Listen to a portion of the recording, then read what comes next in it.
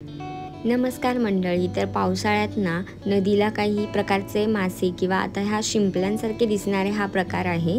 तर ह्याला आमच्याकडे कोके असं म्हणतात. तर इतर भागामध्ये ह्यांना खुबेसुद्धा असं म्हटलं जातं. खुबे, कोके.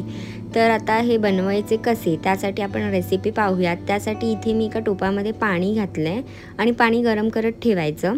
त्याच्यामध्ये हे कोके आहेत ते सर्व घालायचे आणि उकळी काढून घ्यायची. मग ह्याच्या जे आतलं मांस आहे ते आपण इझिली काढू शकतो. तर आता इथे तुम्ही पाहू शकता पाण्याचा रंग बदलला आहे.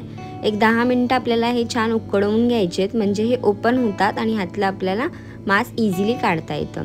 तर हे उकळवून घ्यायचं, थंड करून घ्यायचं आणि ह्यातलं मांस काढण्यासाठी एक बारीकशी काडी घ्यायची, अगरबत्तीची काडी घ्यायची किंवा जे काही तुमच्याकडे शक्य असेल काडीसारखं ते घ्यायचं. आणि काय करायचं, आता ह्याच्या वरचं जो पार्ट आहे तो स्वतःच निघून गेला आहे. फक्त आतलं मांस असं वरच्या बाजूला घ्यायचं काडीने आणि हे खालचं जे आहे थोडंसं काळसर भाग तो काढून घ्यायचा.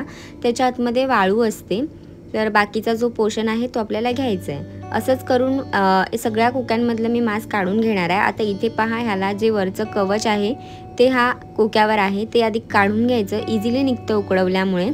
तर आता हे पहा, मी हे काढून घेते आणि आता ह्याच्या आतलं जे मांस आहे ते काडीने असं वरच्या बाजूला घ्यायचं आणि हाताने आपण ते थोडंसं अलगद खेचायचं, म्हणजे ते पटकन बाहेर येतं. आता हा जो बाहेरचा थोडासा काळा भाग आहे तो मी काढून घेते. कोक्याच्या आतलं जे मांस आहे त्याला मासरूडं असं म्हणतात. तर आता ही सर्व मासरूडं आहेत ती मी काढून घेते एका प्लेटमध्ये. मग आपण ह्याचं कालवण कसं तयार करायचं ते पाहणार आहोत. जर तुम्ही मयुरीज किचनला अजूनपर्यंत सबस्क्राईब केलेलं नसेल तर लगेच जा, सबस्क्राईब करा आणि बेल आयकॉनवर क्लिक करायला विसरू नका, म्हणजे जेव्हा केव्हा मी माझी नवीन रेसिपी अपलोड करेल तेव्हा तुम्हाला त्याचं नोटिफिकेशन मिळेल. आता मी इथे सर्व मासरूडं जी आहेत ती अशाच पद्धतीने काढून घेते. आता तुम्ही पाहू शकता इथे मी सर्व काढून घेतलेली आहेत. जेवढे जास्त मोठे कोके असतील ना तेवढं त्याचं मांस मोठं असतं, लहान असेल तर लहान असतं. तर आता इथे कसं बनवायचं, त्यासाठी कढईमध्ये तेल घालायचं. 2 चमचाभर मी इथे तेल घालते. तेल व्यवस्थित गरम होऊ द्यायचं. तेल गरम झालं की त्याच्यामध्ये मी 3 ते 4 पानं कढीपत्त्याची घालणार आहे आणि ठेचलेला लसूण घालायचा आहे. 2-3 पाकळ्या लसणाच्या घालायच्या आणि एक चिरलेला कांदा घेते मी. बारीक चिरलेला कांदा घालायचा, एक मोठ्या आकाराचा, आणि कांदा मऊसर होईपर्यंत छान परतून घ्यायचा.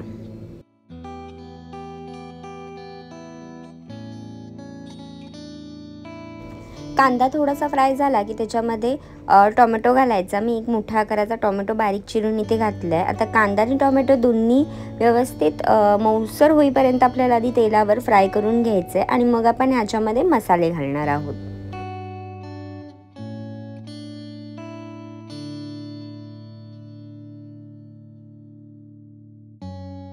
आता इथे कांदा टोमॅटो मऊसर झाल्यावर त्याच्यामध्ये लाल तिखट घालायचं. मी 1.5 चमचाभर लाल तिखट घालते. अर्धा चमचाभर एवढी हळद घालायची आहे. त्याच्यानंतर अर्धा चमचाभर गरम मसाला घालायचा आणि हे सर्व स्लो फ्लेमवरती मिक्स करून घ्यायचं.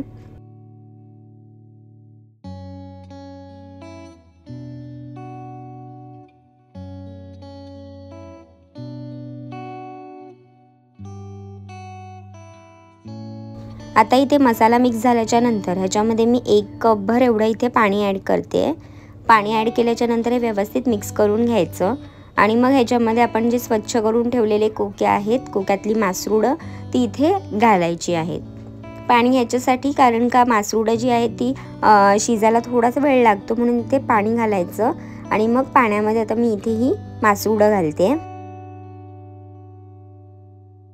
यांना सुद्धा आता मसाल्यामध्ये एकदा मिक्स करून घेते. आता ह्याच्यामध्ये चवीनुसार मीठ घालायचं आहे. त्यानंतर मी वरतून चिरलेली फ्रेश कोथिंबीर इथे घालते. तुम्ही पाहू शकता उकळी यायला सुरुवात झालेली आहे. तर आता हे सर्व एकदा मिक्स करून घ्यायचं. पाणी फार घालायचं नाही, म्हणजे तुम्हाला जर रस्सा हवा असेल तर तुम्ही ह्याच्यामध्ये पाणी ठेवू शकता, पण मी नॉर्मल बनवते याचं कालवण, जे भाकरीसोबतसुद्धा खाऊ शकतो, भातावर पण खाऊ शकतो. तर म्हणून मी जास्त पाणी याच्यामध्ये ॲड केलेलं नाही आहे. 1 कपभर एवढंच इथे पाणी घातलेलं आहे. आता हे सर्व व्यवस्थित मिक्स करून झाल्याच्या नंतर ह्याच्यावरती मी झाकण ठेवणार आहे.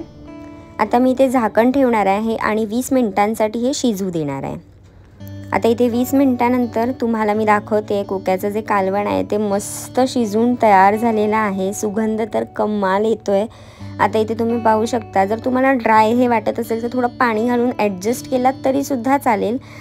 20 मिनिटांसाठी हे व्यवस्थित शिजू द्यायचं. व्यवस्थित शिजलं जातं. सुरुवातीला स्लो ठेवायचा गॅस, मग 5 मिनटं सुरुवातीची, नंतर मग थोडासा वाढवायचा मीडियम होईल इतपत. स्लो टू मीडियम हीटवरतीच हे छान शिजवून घ्यायचं. मग हे व्यवस्थित असं परफेक्ट तयार होतं. तर तुम्ही पाहू शकता इथे कोक्याचं कालवण जे आहे ते शिजून तयार झालेलं आहे. तुम्हाला माझी रेसिपी आवडली असेल तर मला कमेंट करून नक्की सांगा. लाईक करा, शेअर करा आणि सबस्क्राईब करायला विसरू नका. खूप असं टेम्पटिंग दिसतंय. आता हे मी एका वाटीमध्ये काढून घेते.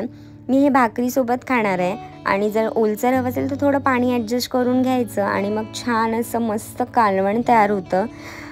रेसिपी तुम्ही नक्की ट्राय करून पहा आणि निरोगी खा, निरोगी राहा.